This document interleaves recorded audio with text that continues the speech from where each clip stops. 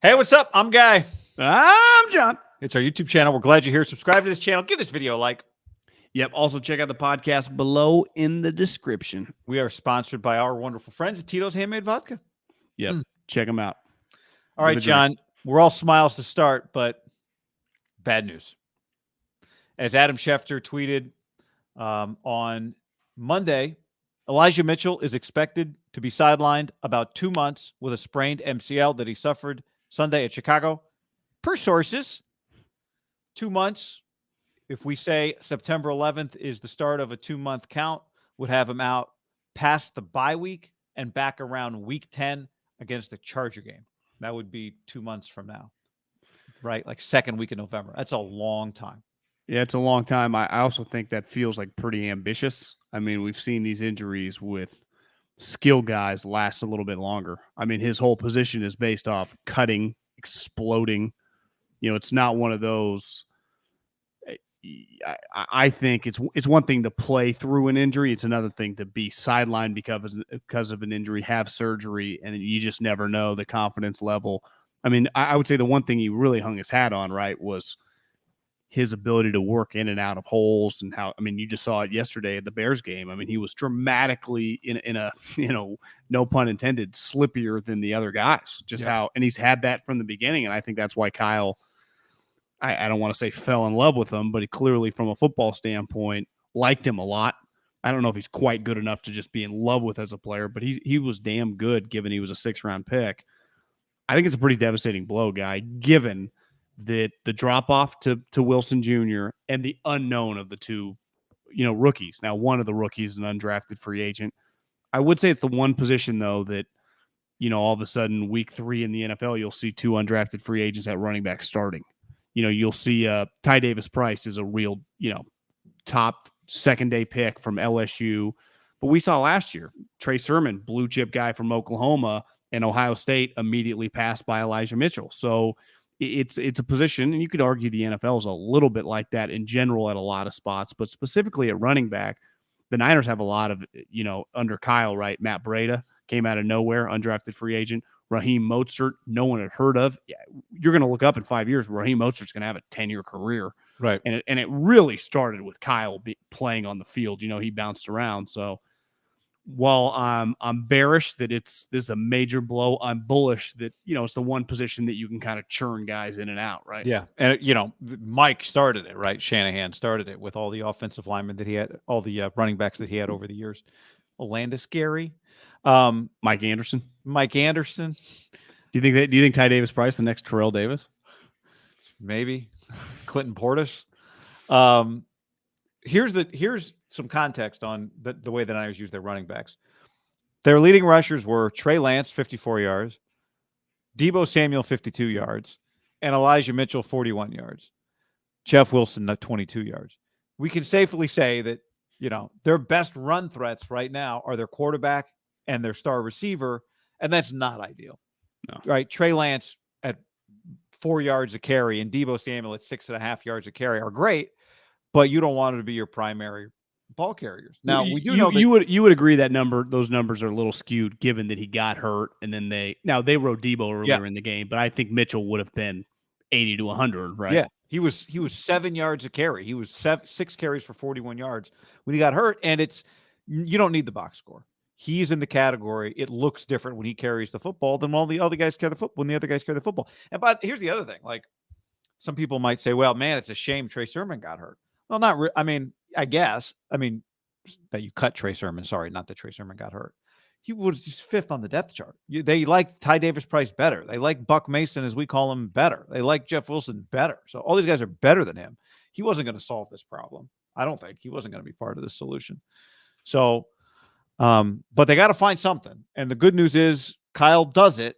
But the bad news is that this is only week 1.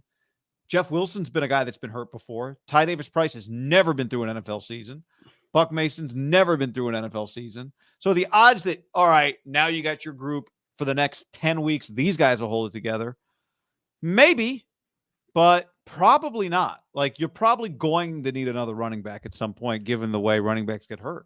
Getting into the weeds here, but I did not like when they cut JaMychal Hasty. I thought he You was didn't. I Yep. thought he was an NFL player. Now, not as good as Elijah Mitchell, but he's an NFL player. And then boom, one game in, they would probably like a redo on that one because he immediately got claimed by the team that had the number one claim spot in the order in the Jags. He didn't make it past one spot. Now, who knows, right? The way the claim order, like if the Jags had been 20th, maybe it doesn't mean that every team would have claimed him, but he is a claimable player because he's an NFL player. Sorry to interrupt you there. I'd say this, given his experience, even though he got cut and other guys got kept, so you say they like 4 guys more than him, he'd be second, I think, on the depth chart going into this week's game. He'd be the number 2 back, and he might play more snaps than Jeff Wilson Jr. because, again, he can catch the ball and they trust him on third down. And you think, well, who could help you more right now today?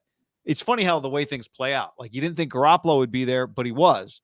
So you really don't need Brock Purdy today. You could really use JaMycal Hasty, right? JaMycal Hasty would be a much more valuable player to this team now all of a sudden than Brock Purdy is going to be. Yeah, he's going to be this year and may ever, and in all likelihood will ever be to the 49ers. Would they trade Brock Purdy for JaMycal Hasty right now? No, I don't. I think it's a weird trade. Yeah, I don't think it's one of the. I think it's more. You're more likely to cut some random guy on at another position. But here's the one thing: having done it, and when you're a scout in the office, you spend most of your time evaluating the fringe guys on every team, the practice squad guys. I would imagine they're doing like a legit research project today of balancing their top 10 practice squad running backs that are on other teams, and if they think there is a guy worthy that fits their scheme, of cutting a guy on their team and claiming, not, you wouldn't claim him, you would just sign him off the practice squad. I think that would be on the table depending on how you feel. Like, do you feel Ty Davis Price and Jordan Mason are ready to play in NFL games tomorrow? Literally, because that's, one of those two guys is great in a practice, but that's not saying a lot. I would imagine that, I guess Mason technically was the third string. Like, is Price not good enough to go? You got Seattle in 5 days, which, let's face it, in a weird way, it's early September. I guess by then it'll be mid-September. Is must win. Like, you cannot start the season 0-2 against those two teams, right?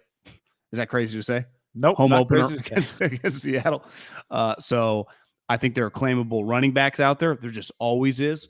And first and foremost, you need to ask yourself, and they already have going when they kept these guys on the team, but Ty Davis Price and definitely Mason might not have had to play much if Elijah Mitchell stayed healthy. But here's the other thing now, right?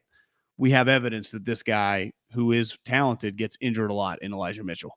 So I think he's kind of got to the point now, no longer, you can't just view him as like, he's our starting running back for the season. It's his second injury really of the season. He had like a early August light kind of thigh sprain. He had the concussion last year. He had a shoulder injury last year. He had a chest injury, and he had a fractured hand. You don't maybe you don't take the pounding you do at Louisiana Lafayette like you do in the NFL, especially with Kyle Shanahan. Yeah, he was like, "Hey, man, another carry." Kyle, I love what we're doing here, but maybe a contract extension first. Hey, Andy, you throw a lot of screens and run the ball 3 times a game. Can I come to you? Yeah.